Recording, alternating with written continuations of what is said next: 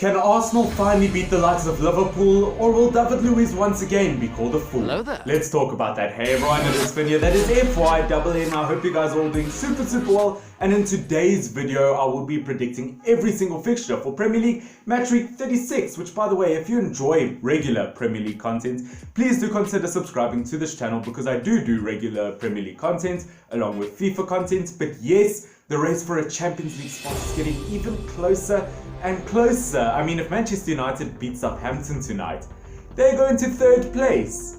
The season just got a whole lot more interesting. The first prediction I have for you guys is Chelsea versus Norwich. Now, as long as I've watched Premier League football, Chelsea have always crumbled towards the end of the season. I did think that lockdown might be able to change that fact, but you know what, it definitely has not. Because if you look at Chelsea towards the end of this season, they have just lost 3-0 to the likes of Sheffield United. Their defense was absolutely horrible. Tammy Abraham missed an open chance up front. They did not look strong whatsoever against a team like Sheffield United. Recently, they also just got a 3-2 win versus Crystal Palace, where they really should have gotten a comfortable win. And before that even, they lost 3-2 to West Ham United, a team that is struggling almost to stay out of the relegation zone. So you know what, it's not looking that promising for Chelsea. They are crumbling towards the end of this season, but I will still give them the win over Norwich City. I will give them a 3-0 win, because if you look at the likes of Norwich, I mean, they have absolutely fallen this season.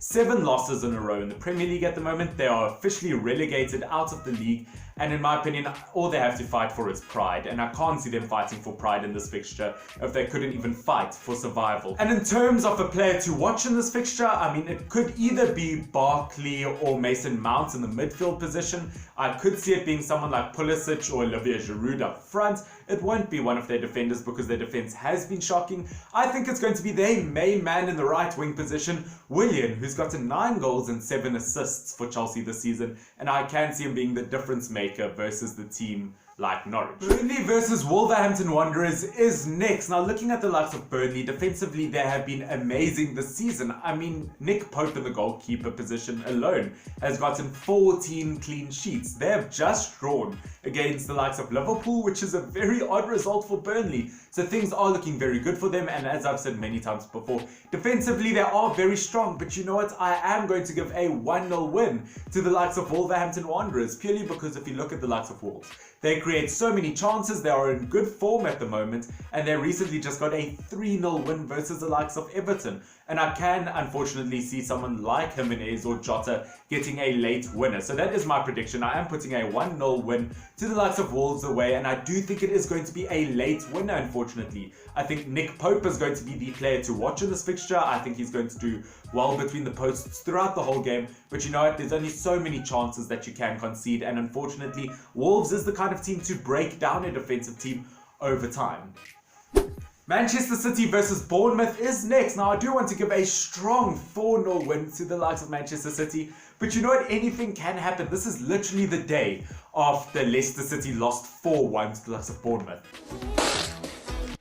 What? How did that happen? But I can't see them doing it against Manchester City now. Look, if they beat both Leicester City and Manchester City in a row, I think I'm going to give away a kidney, to be 100% honest with you. But you know what? Looking at this Bournemouth team, they have not been promising this season. But you know what? They are fighting for survival. They got a draw versus the likes of Tottenham Hotspurs, a win versus Leicester City. They are fighting for survival, which is still very possible. But against the likes of Man City, I don't see it happening. I mean, Mahrez's assists were amazing. KDB has almost 20 assists this Premier League season. Jesus looked strong. Sterling got a hat-trick. And I think the player to watch will be the likes of Riyad Mahrez in that right wing position. 10 goals and 9 assists this Premier League season, and he looked really good against Newcastle. I can see Manchester City getting a 3rd big win in a row. Newcastle United versus Tottenham Hotspurs. Now, you know what? This could be a very close game we have on our hands. But you know what, looking at the likes of Newcastle United, I don't see them being the favourites in this fixture whatsoever. I do see it going in Spurs' favour. I see it being a 2-1 win to the likes of Spurs, because if you look at the likes of Newcastle, they recently lost to the likes of Watford, and they lost 5-0 to the likes of Manchester City, so it's not looking promising. Where if you look at the likes of Spurs, they also haven't gotten promising results lately. They've lost to Sheffield United, they've drawn to Bournemouth, but they just beat the likes of Arsenal, which in my opinion, although I like Spurs, I didn't think they were the favourites in it, and they did actually look pretty strong. Now, in terms of a player to watch, I don't really see it being a Newcastle player. I do see it being a Spurs player, although I said Spurs will only get a narrow 2-1 win. I mean, it could possibly be someone like Hugo Lloris in goal. He looked really good against the likes of Arsenal. I don't see it being any of the wide players for Spurs, whether it's their fullbacks or their wingers, purely because I do find there's a lot of pace when it comes to Newcastle's fullbacks. So I do think they'll be very difficult to go against. Even Bergwijn or Aurier on that right side for Spurs, against the likes of Danny Rose for Newcastle, because Danny Rose, obviously from Spurs, I think he'll have a lot to show and a lot to prove. And I actually think Danny Rose is a very good fullback overall. So I don't see it being a wide player. Even Yedlin has a lot of pace on that right backside for the likes of Newcastle. So I don't see it being a wide player for Spurs. I do see it being a central player, and I can see it being either Harry Kane or the likes of Heung-min Son. And I will go for the likes of Heung-min Son, because Harry Kane got in 13 goals in 26 games because he has also been injured. That's not bad at all, but Heung-min Son has a lot of pace, and I do see him being better informed than Harry Kane. 10 goals and 10 assists this season, and if you look at the likes of Harry Kane, his shot per game ratio has heavily dropped, and he is not in form. Next up, we have the big fixture, Arsenal versus Liverpool. Now, between the last 10 games between these two teams, Arsenal has only won 1, and they have conceded over 20 goals in their last 10 games between these two teams. So Liverpool definitely looks like the favourites, and I'm not going to lie, when I first wrote up these predictions and wrote down my notes, I actually had Arsenal with a win in this. But why? Why would you do that? Because if you look at the likes of Liverpool, they drew against Burnley, which you don't expect from them. They did get a lazy win versus Villa and a huge loss versus Man City.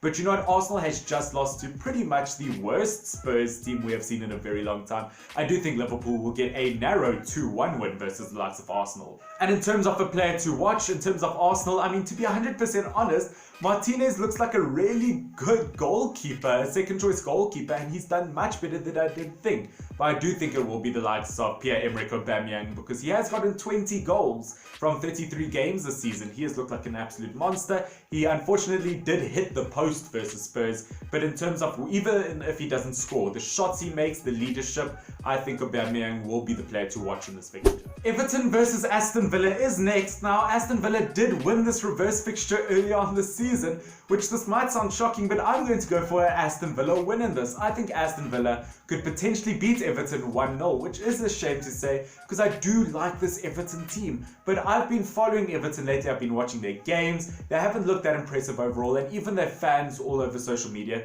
say that lots of their players, or at least half their players, don't deserve to be Premier League players. Now, looking at recent games, I mean, they drew 1-1 to Southampton. You expect better. They lost 3-0 to Wolverhampton Wanderers, and they lost to an own goal against Spurs. So, you know what, things aren't looking that great for Everton. And looking at the likes of Aston Villa, just like Bournemouth, they are fighting for survival in the Premier League, and I think that'll be the difference. Aston Villa's fight for survival will be the difference, because they just got their first Premier League win since January against Crystal Palace, and Trezeguet looked amazing. That is why I will make him the player to watch in this fixture. But it could also be someone like McGinn, who looked really good versus Crystal Palace. Jack Grealish always looks good, Pep Reina. But as I said, Trezeguet's form really has put him at the top of my list.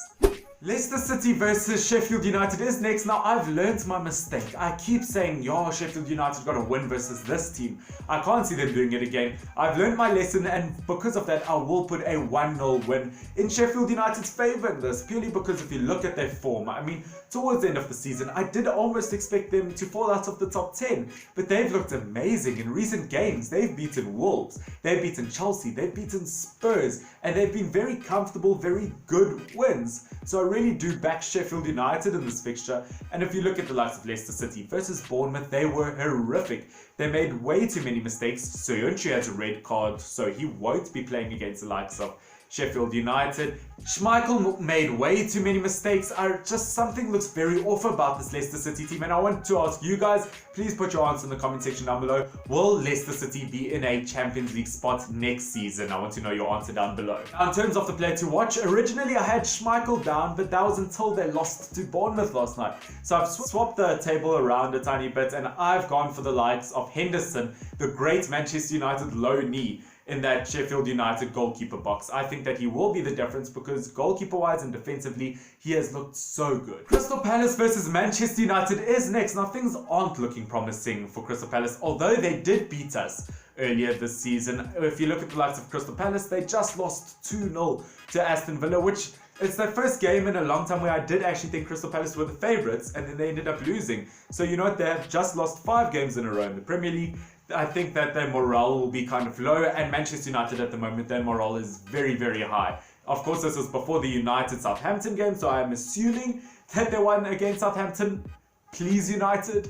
So you know what, I have to give a strong win in Manchester United's favour. I do think that Manchester United could potentially get a 3-0 win versus the likes of Crystal Palace. I mean, their players are just sitting top form. Attacking-wise, midfield-wise, I mean, Bruno Fernandes and Pogba partnership in the midfield is an absolute dream, and it makes me so, so happy. And I think it's no surprise that I will say that I think our player to watch will be Bruno Fernandes. I mean, in his 10 Premier League games for United, or his 10 games for United, he has contributed 13 goals through assists and goals. Wow. Southampton versus Brighton. Now looking at the likes of Southampton, they've gotten pretty good results lately. They did beat Manchester City like a week ago, which was probably the most shocking result from them. Drew against Everton, which is very good, and they got a 3-1 win over the likes of Watford, which was a very comfortable win. So you know what, I have a lot of confidence in the likes of Southampton. And if you do look at the likes of Brighton, I do like Brighton, but I do think they will be tired. It's not that their ability doesn't match Southampton's. They've just gotten a huge loss against both Liverpool and Manchester City in a row. So you know what, I do think they will be very, very tired, and therefore I have to go for Southampton in this one with a 2-1 win. And in regards to the player to watch, once again, no surprise, I do think it will be Danny Ings. The Southampton striker looks like he could easily get 20 Premier League goals this season, and he has looked amazing so far. West Ham versus Watford is my last prediction, which, by the way, if you have enjoyed so far, please do subscribe to this channel because it really does mean a lot. But in terms of West Ham versus Watford, I think West Ham look like the strong favourites going into this fixture, and I can almost predict a 3-1 win to the likes of West Ham. They recently just got a massive 4-0 win versus the likes of Norwich, which I was very happy for them. And attacking-wise, I think West Ham is really going up and up. And I think that could be very dangerous against the likes of Watford, because Watford's last clean sheets in the Premier League was that win against Liverpool, oddly enough, on the 29th of February. So you know what, just at the end of the day, they've conceded way too many goals, and West Ham is starting to score more and more. And in terms of the player to watch, it is no surprise that I do think it will be Antonio. Antonio got 4 goals versus the likes of Norwich, and I can just see his confidence going up, his abilities going up. And you know what, at the end of the day, West Ham's abilities just really improved overall. So guys, if you have enjoyed my predictions, please do subscribe to this channel and follow Fincross Football on Instagram. It would mean an absolute world to me, and I hope you guys do enjoy these Premier League predictions and you enjoy the rest of your week. Has been Finn. I do love every single one of you. FYNN. Cheers. Sorry, my phone ran out of space with literally one more word to say.